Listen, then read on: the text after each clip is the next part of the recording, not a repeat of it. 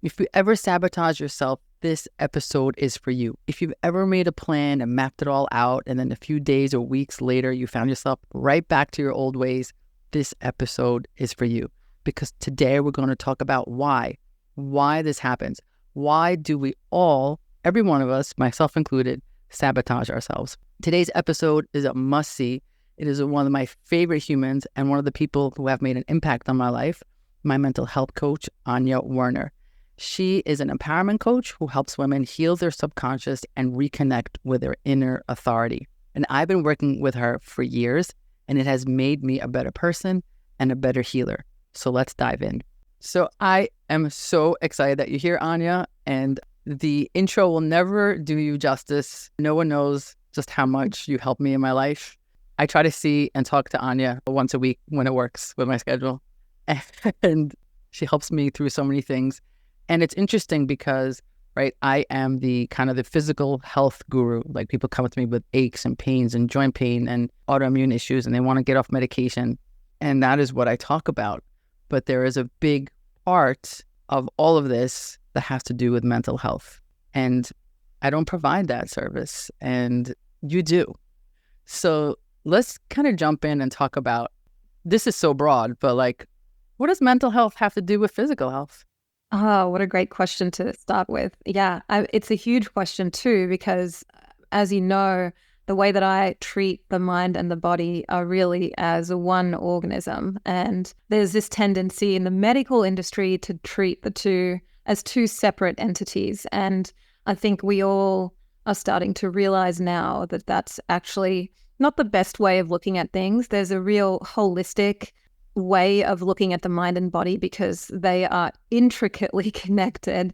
They moderate each other, they influence each other, and they really work together. And I think the best way to treat both physical disease and mental illness is to look at both the mind and the body, and to go, like, take it a step further, even to look at your past and your life circumstances and experiences and your environment, because all of those things, they're all intricately involved in the person that you are and the effects that you're seeing manifest in your body and your mind.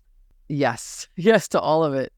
You know, it is so, you talked about being holistic, and a lot of times people will come to me and they'll say, well, I went to my nephrologist and I went to my cardiologist, and all the body parts are split up. And don't get me wrong, we need specialists because no one can know everything. You need someone who spends their entire time looking at kidneys to really understand kidney, rare diseases of kidney. But we miss the forest for the trees. We've so over specialized that we forget things connected. And then mental health, also dentistry. For some reason, your teeth don't count and your eyes don't count either. And also, if you need hearing aids, those don't count either, according to insurance. And mental health definitely doesn't count. You're lucky if you get any of those. It just occurred to me that there's a few body parts that we just don't cover, so, including mental health. And mental health, people struggle. They struggle finding clinicians. They struggle finding coverage. But it's just really funny that we separated all of this. Not funny, sad, but they are connected. So I speak about the gut-brain connection in the sense of, like, physically, if we change your belly and change your microbiome, it could physically change the neurotransmitters in your head. But I imagine that you would have something to tell us about, if you change certain things in your brain, how could that affect us physically?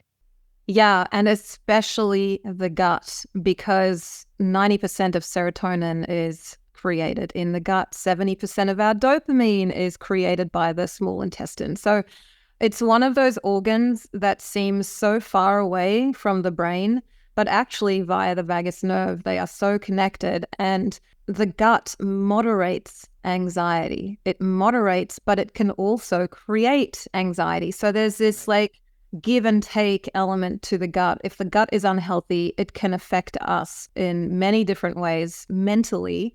And then if we're having anxious thoughts and depressing thoughts, then that will affect our gut adversely. So some people call our gut the second brain, or the Heart Math Center believes that we have three brains: the heart, the gut, and our actual brain. So, and I tend to believe that too. I think there's so much wisdom in both our heart and our gut. And the amazing thing is, and something science still hasn't really been able to decipher, is that those two organs send more messages to the brain than vice versa, which tells me a lot about just how much they affect decisions that we make, how much they affect the workings of the brain and how the brain functions as well. So I love that science is finally, coming to terms with and researching the interplay between the three. Yeah. Because I think we're onto something.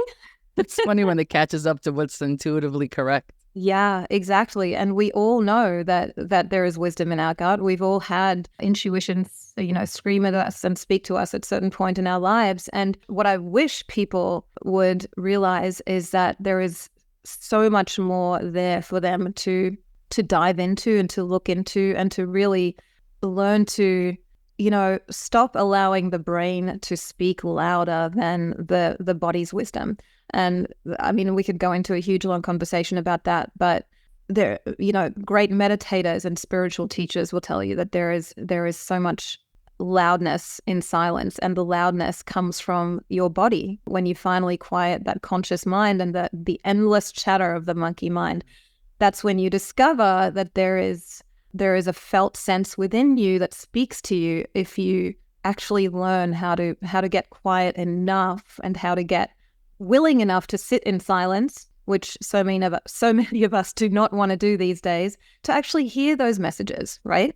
I'm one of those people who really can't sit in silence. Anja's looking at me and I'm feeling the judgment. No, I'm kidding. I know you're not judging me. But I am one of those people who struggle to sit in silence. So You're right about that. So of course we should spend time on that. But something I really want to touch on, because I bring it up a lot with my clients, is central nervous system activation. And a lot of my clients who have chronic illness, we're working on it, we're changing the nutrition, we're working on sleep, we're doing the mold protocol. But for people who struggle with chronic illness, they're stuck in illness. And we get so far, and then sometimes if they don't also work on central nervous system activation, then they can't get past this. And it's fascinating. It's fascinating to see this. It's fascinating. We just had actually a great call yesterday with our GameChangers, and it's the sense of you're stuck. You feel like you're stuck. Hey, I'm doing everything. Why aren't I getting better?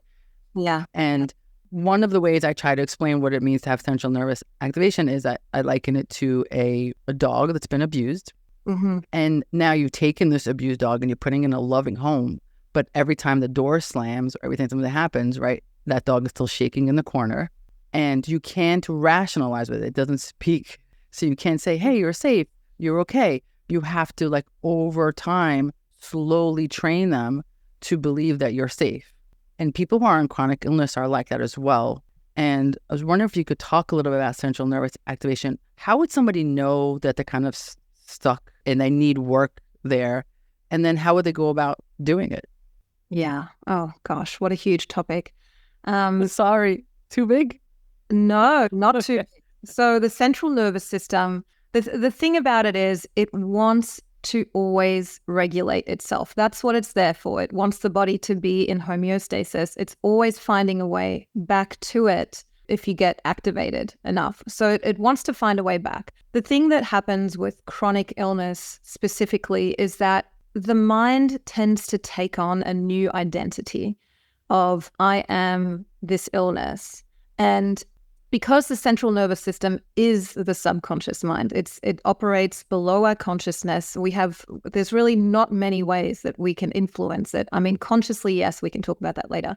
But unconsciously, if there is a change in who we believe that we are, our identity, the thing about our subconscious mind is that its prime directive is that it needs to prove that we are who we are. It's very, very tied to our identity and who we believe we are and also who we believe we're not. Now, if we start believing that we are chronically ill or that we're never going to get better, those are beliefs that are actually going to be reflected in our nervous system, and it's going to keep us in line with that identity because it cannot make us wrong. So it's kind of one of its prime directives. Now, you can change that by looking at what am I telling myself on a daily basis? What's the narrative I've strung together? What are the thoughts I'm thinking on repeat?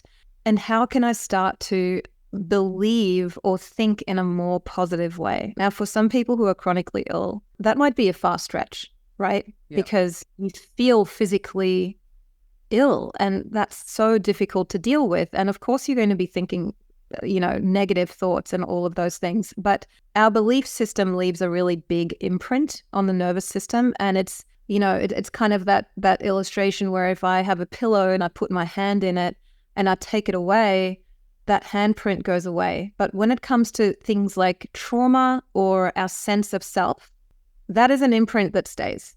That's there. And our nervous system adapts to that. And so in a way, if we can manage to redefine those core elements of ourselves and try to align ourselves with a different sense of self, like I am not my disease, like who am I actually? I am a person that is capable of getting well. I am a person that can achieve, X, Y, and Z. That is going to really help that nervous system to realign to a better blueprint.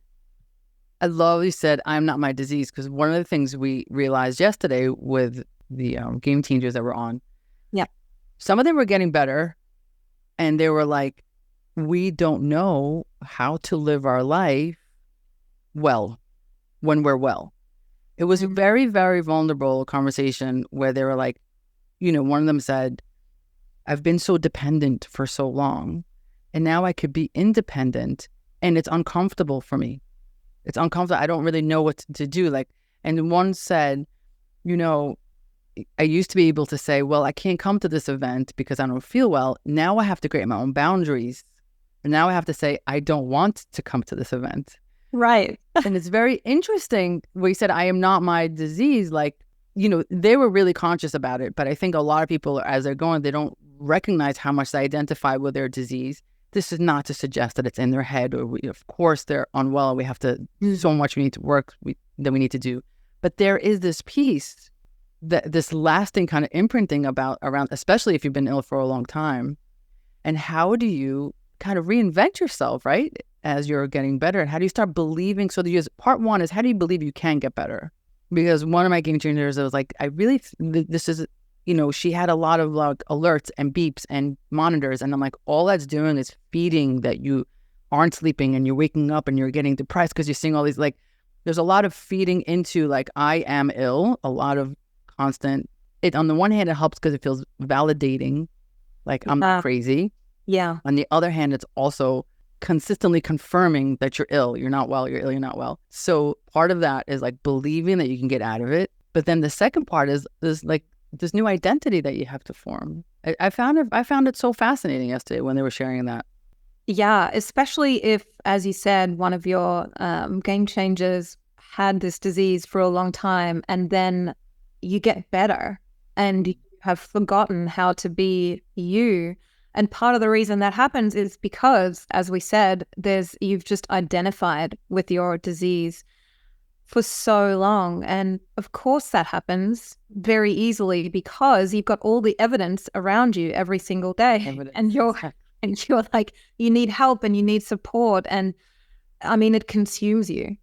It consumes you, yeah. It consumes you, yeah. And it's not just the physical part of the disease, but it's also your thinking around it and then your relationship to that disease. And I think that's the main thing here we can talk about is, what's your relationship to this disease? Is this disease who you are, or is this disease something that you have? Can you separate the two? And just, it's kind of exactly the same thing that I talk about when I tell my clients to observe your thoughts. Don't become your thoughts. Don't believe everything you think, but step back and just observe. And the second that you do that, the second that you step back and you observe either your thoughts or your physical sensations, you step into a whole nother level of consciousness, because suddenly you're not the person with the disease, you're the person observing the disease. So there's that element of separation that happens when you can observe the sensations that are happening in your body. You can also observe the feelings that are happening because of it, and you can just notice without allowing the irritation to happen, because there is pain and then there is suffering. Pain is inevitable. Pain is what is created by the disease. Suffering is what we create ourselves when we think all the negative thoughts about the disease, when we get irritated and frustrated and we tell ourselves this will never get better. That's suffering, and that is the element that we have within our control. So true. I'm going to share something that you helped me work through. I don't even know if you remember. Maybe you do. And then we're going to switch to the subconscious mind, which is I have tinnitus, and it's loud. And when I started realizing how bad it is, because for a long time I didn't hear it because I don't really go into nature a lot. I hear it a lot in nature, and I don't go into nature a lot, as Anja knows well. But I started hearing it in my home, and I panicked because it wasn't getting better.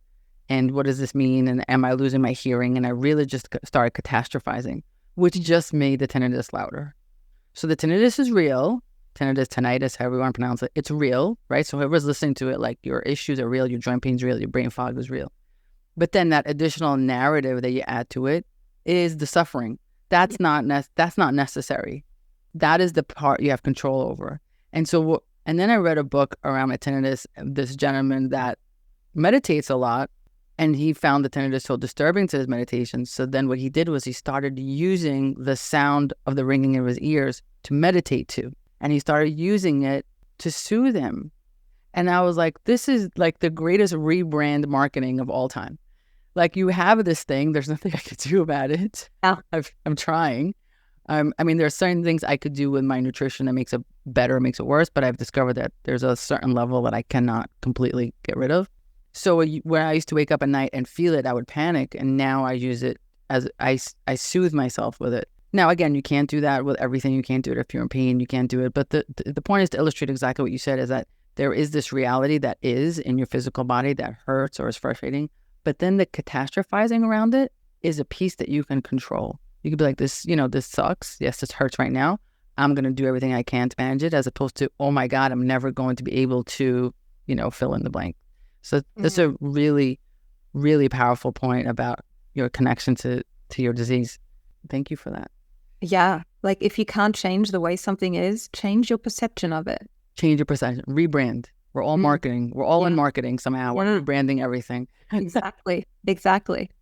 So I have a question here, which we're kind of touching on, but I always like to get, when I have a guest, I like to get my audience, especially when it's a guest that's not on like the typical topics that we talk about, or talk about spirit and mind.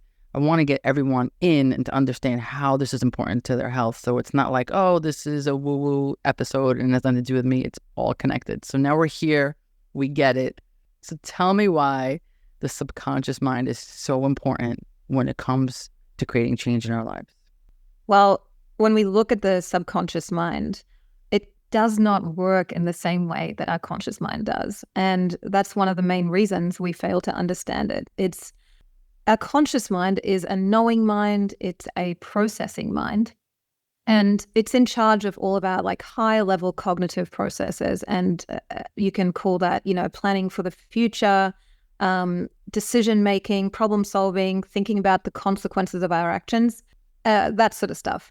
And the subconscious mind does none of this. The subconscious mind speaks a completely different language. It's a feeling mind, okay? And it's in charge of everything we do. So it's also very much involved in our decision-making, much more than most of us are aware of. And so the reason that this is so important, when we're trying to make change, we're trying to change our behavior, that our present moment decisions and our behavior are very much being driven by the subconscious mind, which uses its filtering process depends on your past lived experience and the beliefs that you have. So who you believe you are, what you believe around the world, that's how it shifts and controls your behavior. So it works by associating moments in the present with moments in the past, because it has no sense of time, and it doesn't perceive events like in a linear fashion like our conscious mind does, but it processes experiences by linking them to similar experience or emotions from our past.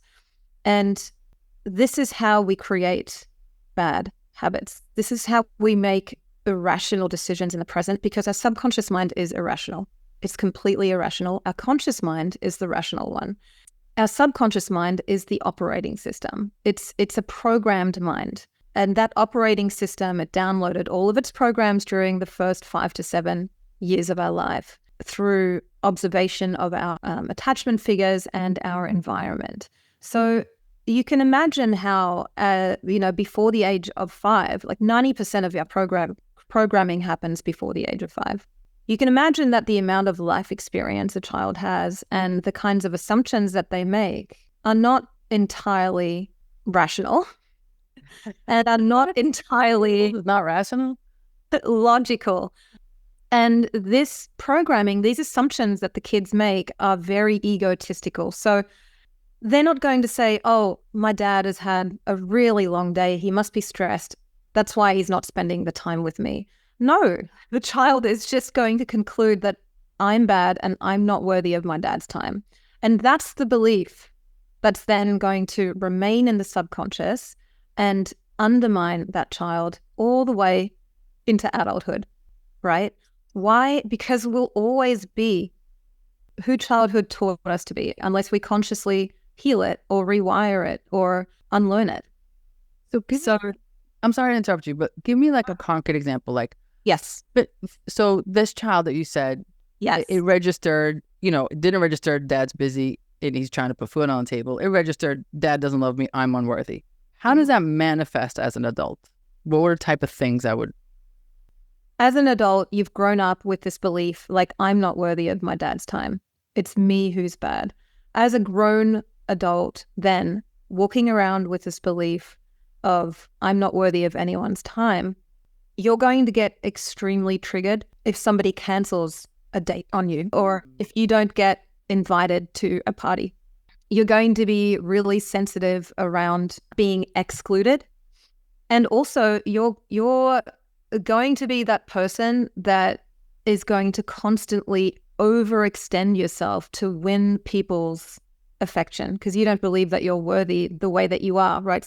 So you could be one of those people that is always giving. So people pleasing, massive root cause for people pleasing, because people pleasers at the end of the day, they're not trying to be nice. They're trying to control the way that you feel about them. So what they want from you, they need something from you and they need acceptance from you and they need you to like them. That's amazing. And so yeah. What we're saying, right, is so if you're an adult that experiences things either, oh my God, they canceled on me, they must hate me, or the people pleasing, many of us listening, myself included, are people pleasers.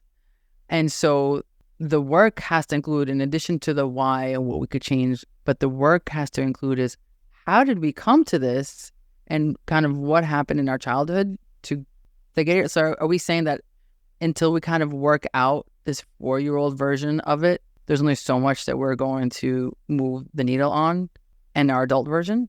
Yeah, entirely. Yeah, entirely. So if you're going to grow up with a belief system, a core belief system that, core beliefs are things like I'm a good person, I'm worthy of love, or I'm unworthy of love, people will abandon me, or people won't abandon me. And unfortunately, most of the beliefs that we pick up in childhood are negative. There are some positive. A lot of them are negative. A, because we have a negativity bias built in to our brains to begin with for survival. And B, children are just not capable of deriving positive meanings from many things because they're egotistical by nature to help them survive through the first 5 to 7 years. And so they make everything about themselves. And generally, if there's any feeling of discomfort, which in childhood, think about how many tantrums I've thrown because emotions are overwhelming. Anytime that level of discomfort happens, generally the meaning that they derive is going to be negative. So, there's not many of us that exit our childhoods unscathed. We all have limiting beliefs. Many of us, almost all of us, have the belief that I'm not good enough and I'm not worthy. And that, yes, it will affect us until we consciously and intentionally reprogram that. So how does that like connect to bad habits, whether it's addiction to food or addiction to, or maybe not just addictions, I should say, just bad habits that kind of sabotage us. You know, I want to get better. I know I shouldn't eat this thing, or I should work out more. I should sleep more. And then you have the eye on the prize, and like this, the cognitive brain is like, we know what to do. And then the monkey brain takes over and like, nah, we're not going to do that. How does that connect to that? Yeah. So consciously, when you're an adult, you know what you want. We all have moments where we know what we want. We know that we're supposed to be doing something, but we're not doing it. Okay. So where in your life are you experiencing a resistance to doing what you know you need to do?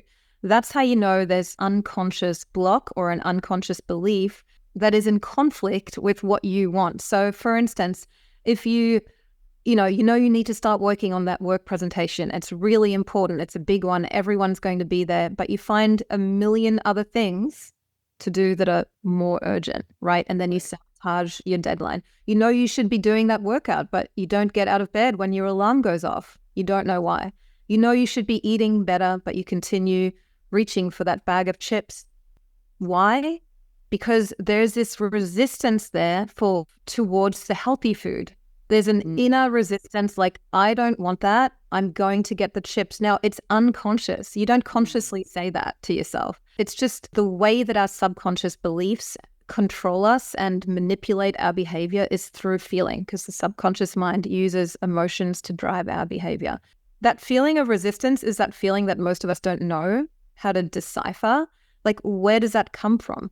You know? And so if we want to get to the bottom of that, we just need to be willing to do some like self-inquiry and ask ourselves, like, why the resistance? Like, what am I believing? What am I afraid of in this? If I did do this, if I did eat healthy, if I did do the work presentation, what do I think is going to happen? What you'll usually find is that there is a very irrational belief behind the reasoning. Like for procrastination, generally, the reason you avoid doing a task is because there's something within that task that if you did it, it's creating a threat to either your safety or your comfort level. Like succeeding? Are you saying like, yeah, I do really well on this, I might actually get promoted?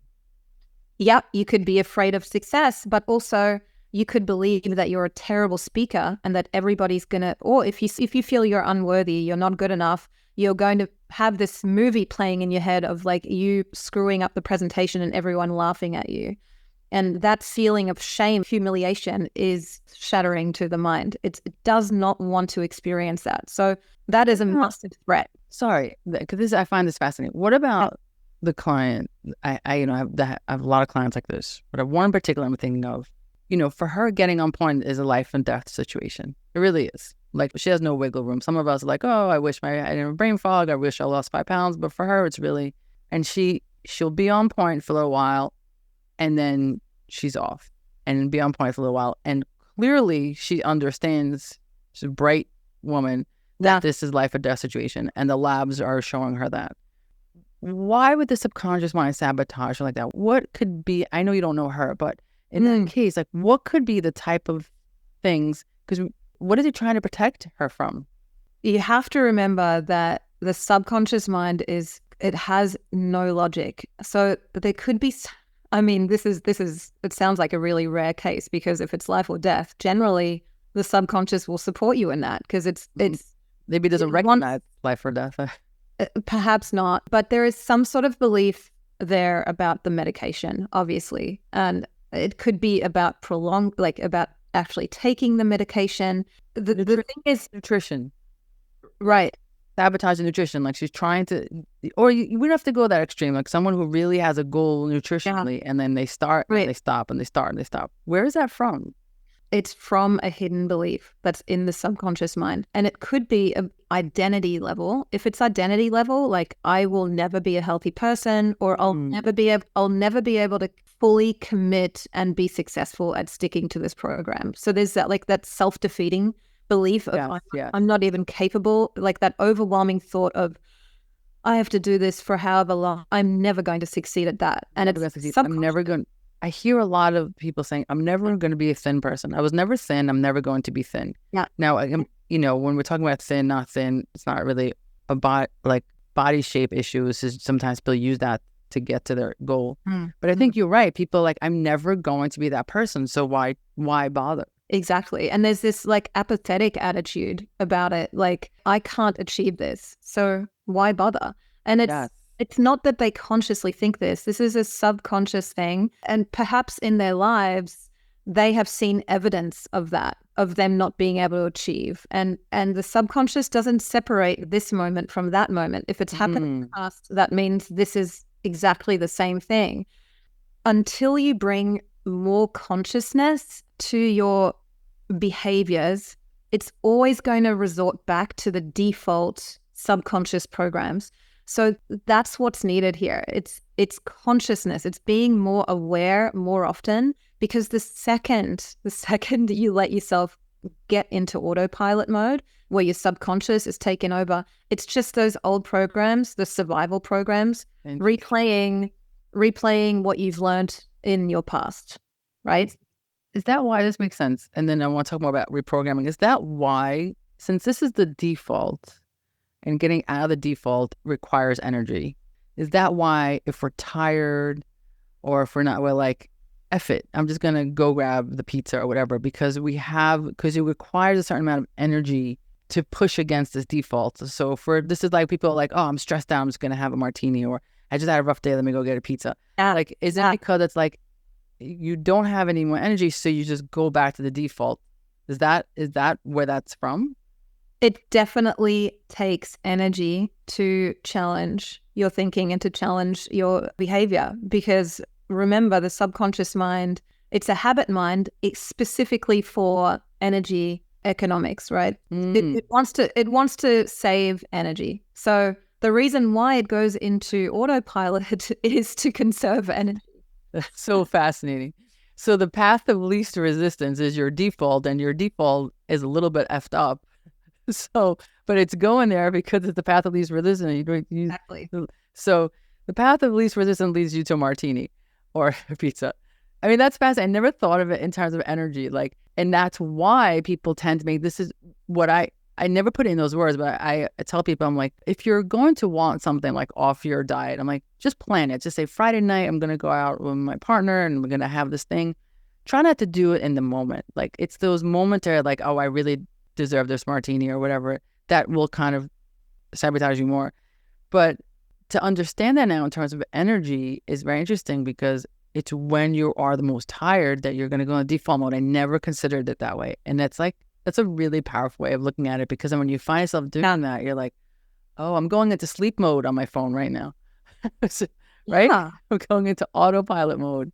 And Absolutely. all the things that's running. So like only the things that are running are, in the background are running. Wow, that's a great way of thinking at it. Thank you so much for that. That's fascinating. Of course. So how do we reprogram this? We need reprogramming. How do we do that? Yeah. Okay. Reprogramming the subconscious mind. Well, the subconscious mind, first of all, how does it get programmed? It gets programmed originally through repetition and consistency of you repeating either the same thoughts, the same emotions, the same behaviors over and over again. And so that's also the same way that we reprogram it. So I want to add before we do that it's very important not to focus on like the bad behavior or the dysfunctional pattern, but on the internal dynamics that are actually driving it. Because even the worst parts of us, the needy ones, the self-loathing ones, the ill ones, all of them have good intentions. They all come along for a good reason. They all serve a function. So they all deserve compassion and understanding. So that's like to begin with, the lens that you see through when you're looking at your own poor habits, it needs to be a lens of self-compassion. The first thing about rewiring the subconscious mind is awareness and focus. Make the unconscious conscious through self-inquiry. Ask yourself the questions like, where does this come from? Where have I seen this in the past? What does this remind me of? What was the feeling I experienced? What am I trying to avoid? What am I afraid of? What do I believe will happen if I X, Y, or Z? So it's just a process of being willing to look inwards and actually ask yourself those questions, because we avoid those things like the plague. We really do. None of us really do. None of us want to do this. It's not pleasant. It can be really confronting. But I will tell you, nothing can be as confronting as you deciding to never do this and then find yourself on your deathbed having never really tried to get to the root of your issues. That you could have given yourself more time. You could have changed the trajectory of where you went if you had just taken the time to do this. And regret is the worst pain that I can think of to live with. And so we are built for this. You know, we're built for self-observation. We're built to be able to handle pain and discomfort. It's just, we don't want to. We don't want to. I feel like we're all energy. Yeah, like we're all those toddlers that are like, no, we don't want to. I don't want to. I don't want to. So that's the first step of like being willing to be aware and to feel discomfort if it does come up. It's not going to overwhelm you. It's all good. So raise that level of consciousness so that you spend less time on autopilot and inquire about like what's driving these triggers. Identify them, understand the cues. Are they environmental? Are they emotional, like stress or boredom? Or are they social? Is it, you know, you get triggered when you're around certain people or certain situations? The most important thing I will say, the most important thing when it comes to rewiring the subconscious mind is your focus. Your subconscious mind is wired for pictures and imagery. And I don't think many people realize how often they actually have pictures and movies running in their mind's eye. For instance, if they're, you know, when you're catastrophizing, most of the time, or even when you're imagining worst case scenarios, that's usually happening visually in your mind, but it's happening so fast that you don't register. It's just like all these things are just playing in your head. Our imagination, for that reason, is extremely powerful. Like think about imagining something that's horrific, or even, you know, holding a horrific image in your mind. It can create real physiological effects, like instantly. And the same is true for the daily thoughts that we have, imagining the worst case scenario. All of that goes into our imagination, especially anxiety is all about imagination. It really is. Imagining the worst. Yeah, and think about how gripping anxiety is. And that is caused by your imagination. Now think about how powerful that is if you turn it around, if you decided to intentionally focus on, you know, harnessing that power and reimagining those scenarios into positive experiences, positive foresight, focusing on joyful experiences. That also has a real physiological effect on your body. And we don't use that enough. We misuse our imagination so much. And I have to say that it's one of those things that is right there in front of us that nobody tends to think about. Like, what pictures am I seeing in my mind? Even if you think about your words, right? Your spoken language didn't arrive until very late in our evolution. Before we could speak, we had pictures in our minds. Okay, so even though language now it's used for hypnosis and all of those things, but the first thing you learn when you learn about hypnosis is that your words have to create pictures, because otherwise it's not going to influence the subconscious mind. Imagining doomsday scenarios, failures, it's going to program your subconscious mind to attract and enact even more of that, right? So instead, what we want to do is imagine your ideal future regularly, or your healthy self. Yes. Right? Who is my healthy self? What is she doing in her daily life? What does she look like? What kind of food is she eating? Or he? You want to harness that power to reimagine all of those negative things that you're focusing on every day, and use it to really give you a sense of joy and faith that this is the way I can be in the future. And that gives you hope. And all of that leads to a higher level of energy, like a higher frequency, better emotions in your body, which then create a better inner environment for your cells and your organs. And it's all very, very physical as well. As I said at the beginning of this podcast, all connected. So when we're imagining, when you think about a memory, a beautiful memory, like your wedding day or the birth of your child, you can instantly start crying. Your body instantly reacts. And so with that said, doing this intentionally on a daily basis is extremely powerful. I can't even tell you how powerful it is to harness positive images and movies in your mind on a daily basis.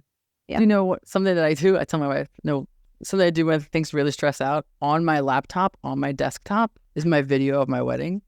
and Oh, and there our you have it. ceremony always, always gives me so much joy to the point of tears every time I watch it. And so when things get frazzled, I just watch it and I'm like immediately regulated. It's so funny that you said that. I never considered, like, because it's just an image and it's, as I associated with so much happiness, and anyone who knows me knows how much I adore my wife. And so like it gets me there. It's so crazy. Yeah.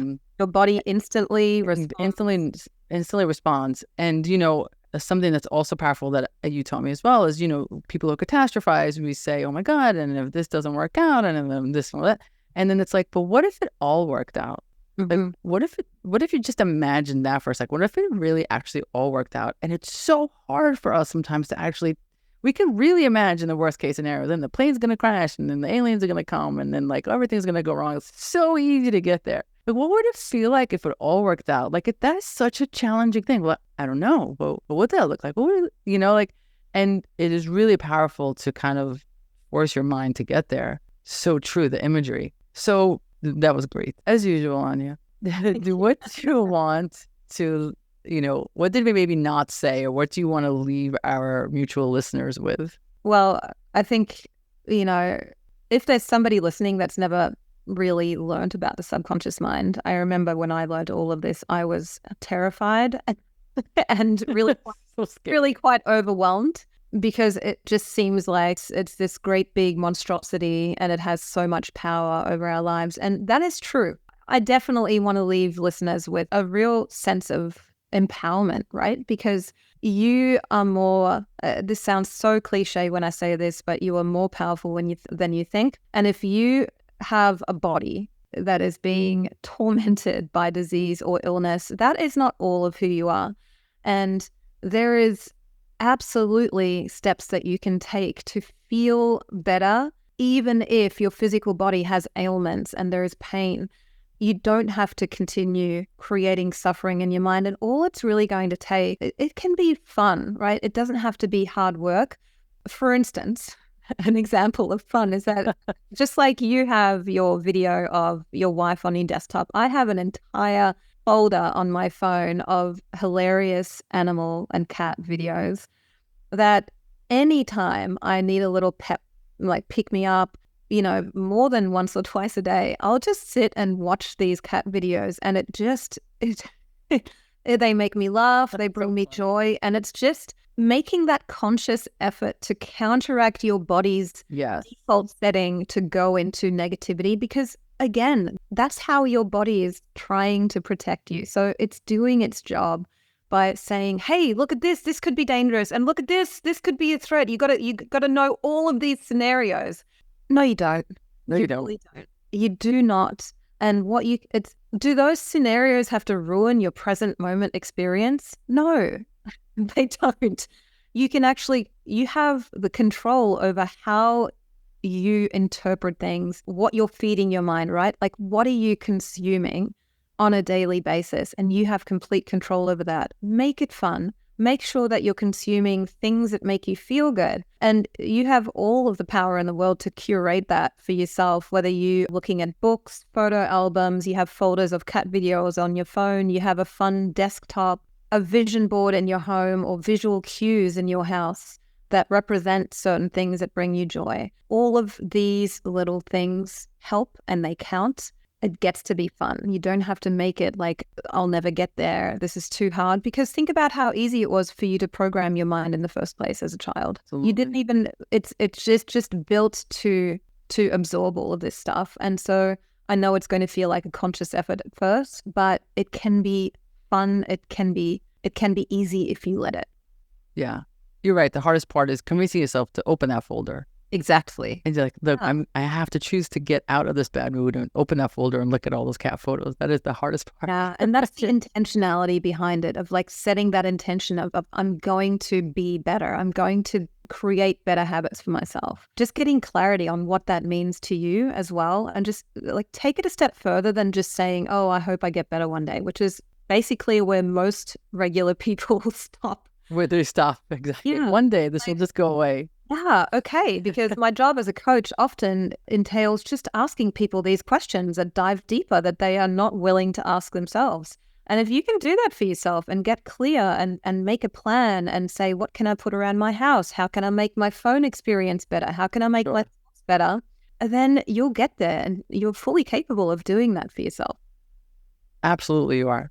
Tell people how they can work with you. You can work with me by going to my Instagram. It's Anja Werner. And generally, I like to coach people one-on-one. My coaching is, I make it pretty easy for people to work with me. You can do one session, you can do 20 sessions. It's up to you. But I offer free calls for anyone who wants to explore that option, who just wants me to listen to their story. Go right ahead. You can book a call on my website or just follow along on Instagram and Threads. That's how I found Anja, by the way. I found her on Instagram and loved her messaging several years ago. And I'm on her forever plan, whatever that plan. We invented the forever plan, Sir E. We did. We did. I can't imagine the work that I do for myself. I can't imagine achieving success without the work that you and I do together. So I really encourage everyone who's on a journey to either work with you or someone like you, but get this extra piece, because you can't do this part on your own. You need someone to help you through this. I mean, maybe you can. Maybe some people can. I think most of us need help, right? So if you're considering it, you don't have to have anxiety. You don't have to have depression. You don't even need to be sad. You just need to be a human. And if you're a human, you just need to explore your boundaries and how you got here. So reach out. I am so happy that you were here today. Thank you so much. It means the world to me. I'll put all your links on wherever on the descriptions. Thank you for your time. Thank you for having me. Of course, so an honor. If you're on a journey, please use the links below to find Anja. And if you're looking to work with me, just go on efratlamandre.com or drefratlamandre.com or any of my socials, TikTok, Instagram, whatever. There's a way to book a consult. And there's also, I made a whole course series completely for free that you can get. So whatever you choose, get the help you need and the answers you deserve. I'll see you guys next week.